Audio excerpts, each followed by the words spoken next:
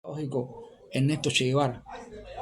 O sea que es muy importante el desarrollo que desarrollamos en plena guerra civil en Nicaragua, la práctica docente y el desarrollo de un contingente pedagógico que se llamó el Augusto de Sandino, que alfabetizó, que impulsó la enseñanza primaria. Desarrollamos aquí en lo que es la isla de la Juventud, la isla más grande al lado de Cuba, la primera acción mundial de colaboración sur-sur. Desde el año 78 hasta el año 91 estuvimos allí formando a niños de 37 naciones del mundo. Ese es el programa multicultural de escuelas internacionalistas de Isla de la Juventud. Desarrollamos la Escuela de Medicina Latinoamericana. Desarrollamos toda la internacionalización de esa escuela de medicina en otras regiones. Tenemos facultades formadas en África, tenemos facultades formadas en Venezuela. Tenemos la Escuela Latinoamericana de Educación Física y Deporte. O sea, hemos desarrollado todo un proceso de internacionalización de nuestras experiencias en educación. Y también me gustaría comentarle sobre los retos que tenemos. ¿Qué retos tiene hoy la educación cubana? Bueno, uno primero es mantener los altos niveles de escolarización y calidad de la educación. Y estamos apostando además al desarrollo del talento humano como vía de crecimiento. Si ya tenemos cubierto todo el sistema de educación, ahora vamos a desarrollar la calidad del talento humano. Tenemos que elevar el rigor y la calidad de todo el sistema de enseñanza en general. Y vamos a hacer mucho énfasis en la educación técnica y profesional. Tenemos que movilizar los recursos para fortalecer la expansión y la cobertura de la tecnología, el equipamiento y la infraestructura digital, con el fin de avanzar en la informatización de la sociedad. Nosotros tenemos el propósito, debido a los altos indicadores educativos que tenemos, de desarrollar una mayor y una mejor oferta educativa.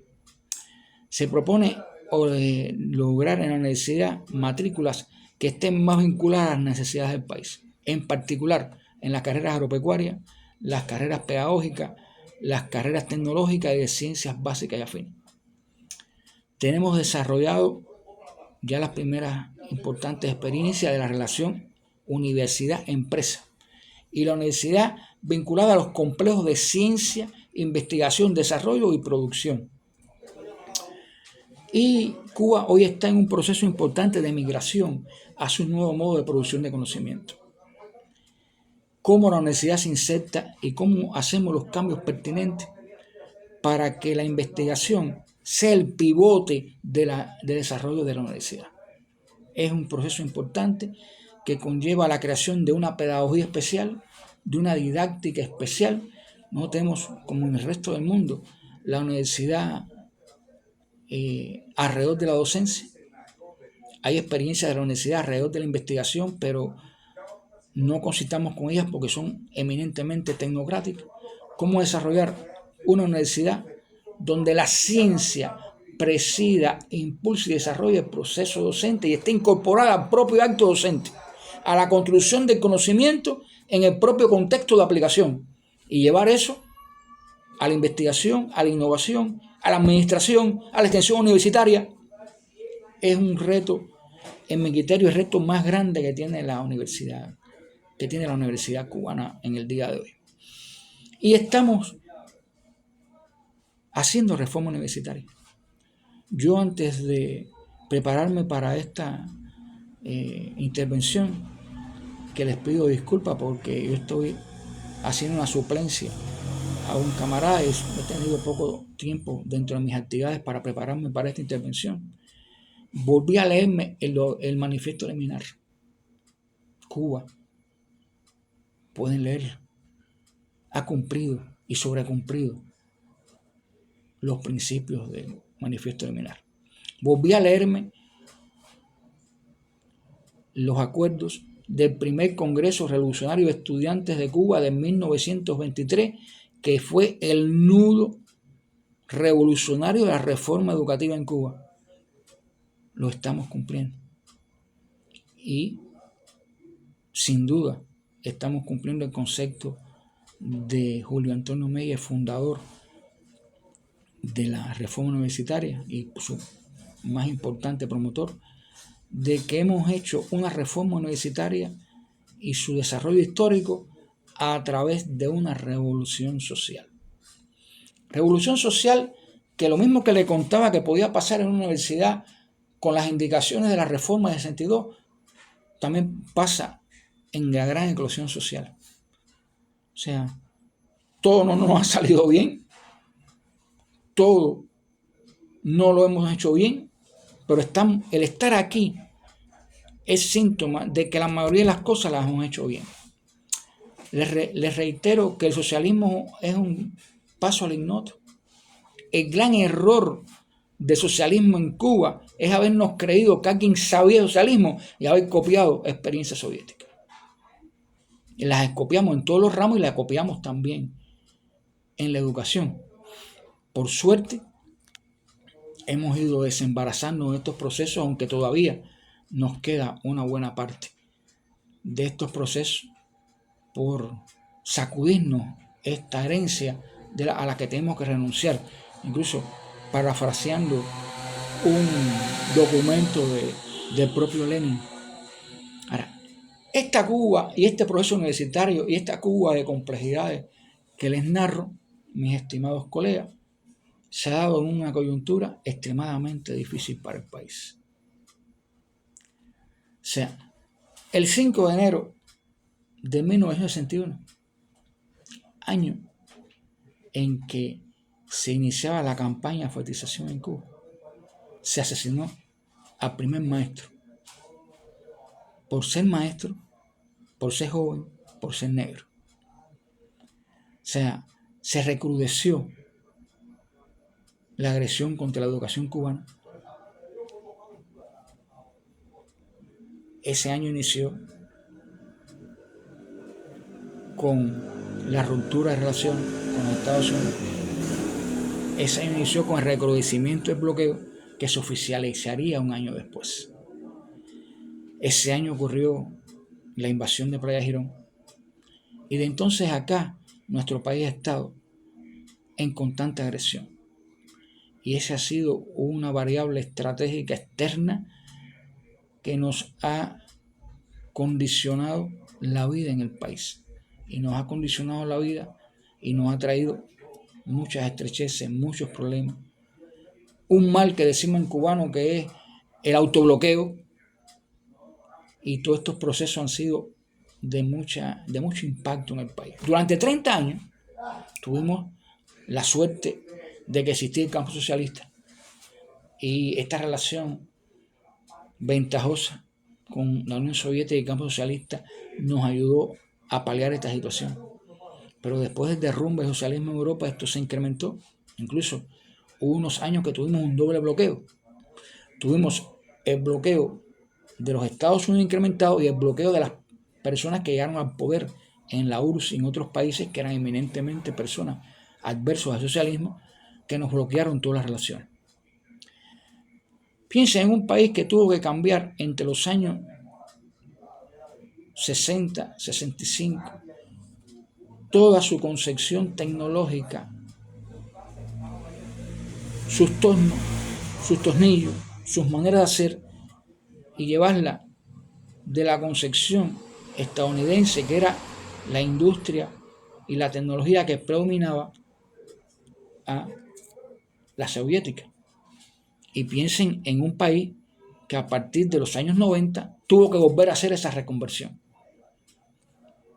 y abrirnos a una relación con el mundo donde a Cuba no puede entrar ninguna tecnología, no puede entrar ningún equipo, ni para una universidad, ni para una fábrica que tenga más de un 10% de componentes estadounidenses.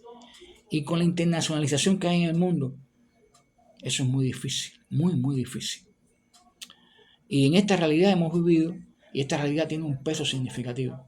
Esta realidad tiene 3.000 ciudadanos asesinados, 2.000 ciudadanos que han sido agredidos, que son tan lisiados, que están afectados por estas agresiones, con sus familias. Y en los últimos años, y en particular en la administración fascista de Trump, esta situación se ha incrementado de manera horrorosa. Y esta situación se incrementó aún más en medio de la pandemia. Y días antes, faltando días para la terminación del gobierno de Trump, se nos volvió a incluir en la lista de países terroristas, que constituye un bloqueo total al país, que impide al mundo comercial porque tiene un impacto extraterritorial. Los países del mundo son castigados y es muy difícil el tema económico en Cuba, el tema de financiamiento. Podemos comprar alimentos en Estados Unidos al cash, sin crédito, y no podemos vender productos en Estados Unidos. Es lo más que se ha logrado. Todo producto que entra en Cuba tiene un 30% de costo que se llama el costo Cuba. Barco que toca un puerto cubano no puede tocar un puerto norteamericano. Imagínense cuando todo el comercio va hacia Estados Unidos, lo más normal es que dejen en La Habana 40 contenedores y hay en un barco 200 contenedores para un puerto norteamericano. No puede hacerse. O sea, es una situación muy agresiva. Trump aprobó, además del bloqueo, que ya es un entramado completamente genocida, reconocido por la Asamblea General de las Naciones Unidas, Trump aprobó 243 medidas más de bloqueo. Se ha visto a lo milimétrico, y esta situación el gobierno de Biden la continuó. Y cada día se hace una medida más. Ahora recientemente, todos los ciudadanos europeos que pueden adquirir una visa de entrada directa desde su propio celular para entrar a Estados Unidos, si entran a Cuba, ya no pueden entrar a Estados Unidos. Tienen que entonces sacar una visa adicional para acabar con nuestro turismo. Esto lleva al colmo de que en medio de la pandemia, la única fábrica que teníamos de producir oxígeno en el país se paralizó por problemas técnicos y nos bloquearon comprar oxígeno. 2 compañías norteamericanas fueron impedidas y además tenemos pruebas, se lo dimos a la relatora de derechos humanos en la ONU, de cómo además agencias norteamericanas incidieron para que otras empresas del mundo no nos dieran oxígeno en medio de la pandemia. O sea, es una persecución atroz. Y la realidad de Cuba hoy es esa. Y eso, lógicamente, ustedes los ven en México, lo sienten en México. Ha provocado una migración anormal, un flujo de migración anormal, porque hay gente que en Cuba se siente ahogada. La situación económica es difícil y emigran. Y muchos emigran ilegalmente. Con la diferencia de que el cubano que pasa por México tiene el nivel cultural que no tienen los hondureños, los colombianos, los guatemaltecos que pasan por México buscando la frontera. Bueno, ustedes conocen incluso que hay fricciones con organizaciones profesionales mexicanas con el tema de los profesionales cubanos. Lo que es triste, seguro que se va a solucionar porque somos hermanos, pero dice también que si hubiéramos hecho una reforma universitaria deficiente, nuestros profesionales no fueran tan competitivos. Es otra noticia de la calidad de la formación universitaria cubana. Estamos en esa realidad para que tengan una idea de cómo se mueve esto de entre el año 62 y el 23. Son 159.084 millones de dólares que ha costado el bloqueo. O sea, a los costos de cómo está el valor del oro, es más de 1 billón de millones de dólares. Y ahora se va a presentar próximamente, todos los años, la Asamblea General vota una resolución contra el bloqueo en Cuba y se presenta un informe que precisa los datos. Miren, entre el 1 de marzo del año 22 y el 28 de febrero de este año 23, el costo del bloqueo ha sido de 4.867 millones de pesos. 405 millones mensuales, 13 millones diarios, 555.000 millones de dólares por hora. Esta conversación mía en el bloqueo ya tiene ese costo. De no existir el bloqueo, el Producto Interno Bruto de Cuba hubiera crecido en el año 22 en un 9%. O sea, la realidad verdaderamente es muy compleja. Y estamos en una lucha con todos los amigos del mundo para que esa cláusula que dice que somos un país favorecedor del terrorismo, que es una cláusula infame, se elimine, y estamos con todos los países del mundo y agradecemos mucho la solidaridad del gobierno mexicano para resistir y triunfar. Y hay muchos cubanos que en estos momentos están abandonando el país, cierto, y hay jóvenes que pasan, pero hay otros que nos quedamos resistiendo y luchando en este país. Y les pongo un ejemplo que es significativo. En la guerra de independencia, en México, o sea, en el norte, en el sur, los españoles no pusieron un ejército tan poderoso como el que puso en Cuba. En Cuba, en 30 años, los españoles pusieron 200.000 hombres sobre las armas. Pero en Cuba hubo 80.000 militares que eran nativos cubanos.